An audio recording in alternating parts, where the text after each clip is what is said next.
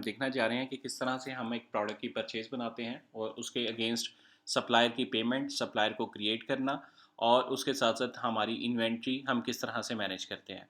तो सबसे पहले हमने परचेज़ के सेक्शन में जाना है और यहाँ पर जाकर मैंने ऐड परचेज़ में आ जाना है।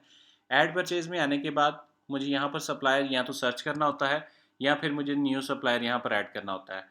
तो अभी के केस में यहाँ पर मैं एक सप्लायर न्यू ऐड कर रहा हूँ, तो यहाँ पर फॉर एग्जांपल मैं ज़फ़र ट्रेडर सेलेक्ट कर रहा हूँ और जिस पर्सन से मैं मंगवा रहा हूँ उसका नाम लिख रहा हूँ, ठीक है? और इसके साथ-साथ आप जो है इसकी डिफरेंट टाइप की फ़ील्ड्स हैं जो यहाँ पर आप ऐड कर सकते हैं।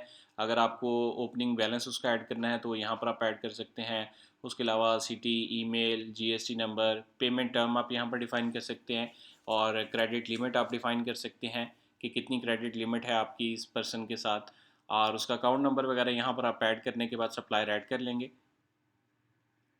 उसके बाद यहाँ पर आपके पास सप्लायर सेलेक्ट हो जाएगा। यहाँ पर आप प्रोडक्ट जिसको आप परचेज़ करना चाह रहे हैं उसको सर्च करेंगे और उसकी जितनी क्वांटिटी आप परचेज़ करना चाह रहे हैं वो आपने क्वांटिटी ऐड करनी है।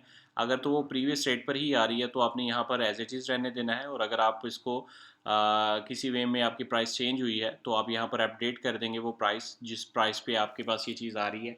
यहाँ पर अगर आपकी वेरिएंट वाली प्रोडक्ट है तो वेरिएंट आ जाएँगे, अगर आप विदाउट वेरिएंट वाली प्रोडक्ट है तो विदाउट वेरिएंट आपने यहाँ पे सेलेक्ट कर लेना है। उसके बाद अगर आपको डिस्काउंट मिला है इसमें तो आप ₹10 का भी डिस्काउंट ऐड कर सकते हैं। अगर 10 लिखेंगे तो इसका मतलब है कि द ₹10 का डिस्काउंट है और अगर आप इसके साथ परसेंटेज का साइन डाल देंगे तो इसका मतलब होगा कि 10% का डिस्काउंट आपको मिल रहा है। और यहाँ पर आपका सब टोटल हो जाएगा, देन आप इसको सबमिट करेंगे तो यहाँ पर आपके पास टोटल स्टॉक और टोटल आपके पास यहाँ पर ऑप्शंस आ जाएँगी सारी।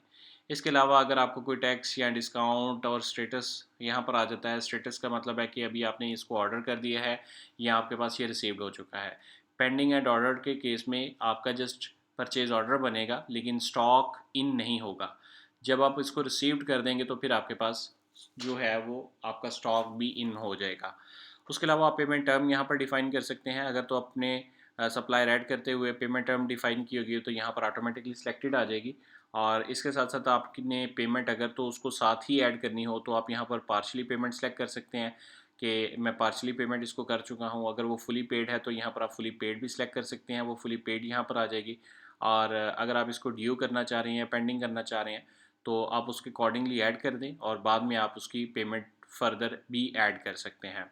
अब ये मेरी एक परचेज़ बन गई है, इस परचेज़ को मैं ये पेमेंट यहाँ से डायरेक्टली भी ऐड कर सकता हूँ और मेरे पास इसके अलावा सप्लायर का डायरेक्ट बैलेंस भी मेरा मैनेज हो रहा होता है। तो उसके लिए मुझे सप्लायर के सेक्शन में जाना होगा और यहाँ पर पेमेंट पेएबल के ऑप्शन में आ जाऊँगा।